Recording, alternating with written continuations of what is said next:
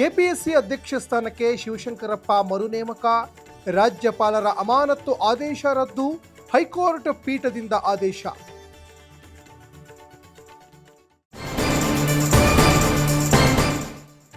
ಬಿಡದಿ ಟೌನ್ಶಿಪ್ಗೆ ವಿರೋಧದ ಬೆಂಕಿ, ವಿಧಾನಸೌಧಕ್ಕೆ ಜನರನ್ನ ನುಗ್ಗಿಸಬಲ್ಲೆ ಎಂದ ಎಚ್ಡಿಕೆ.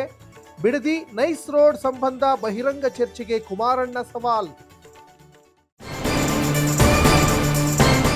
ಸಚಿವ ನಾಗೇಂದ್ರ ರಾಜೀನಾಮೆಗೆ ಬಿಜೆಪಿ ಪಟ್ಟು, ಪರಿಷತ್ನಲ್ಲಿ ಪೋಸ್ಟರ್ ಹಿಡಿದು ಪ್ರೊಟೆಸ್ಟ್. ಮೊದಲು ರಾಜೀನಾಮೆ, ಬಳಿಕ ಚರ್ಚೆಯಿಂದ ಛಲವಾದಿ.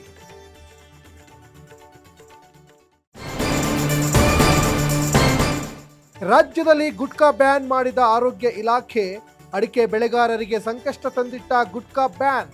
ಅಡಿಕೆ ಬೆಳೆಗಾರರ ಪರ ಬಿಜೆಪಿ ರೈತ ಮೋರ್ಚಾ ಪ್ರತಿಭಟನೆ. ರಾಜ್ಯದಲ್ಲಿ ನಿಜವಾಗ್ಲೂ ಎಸ್ಐಆರ್ ಪ್ರಕ್ರಿಯೆ ಇಷ್ಟು ಬೇಗ ಮುಗಿತಾ?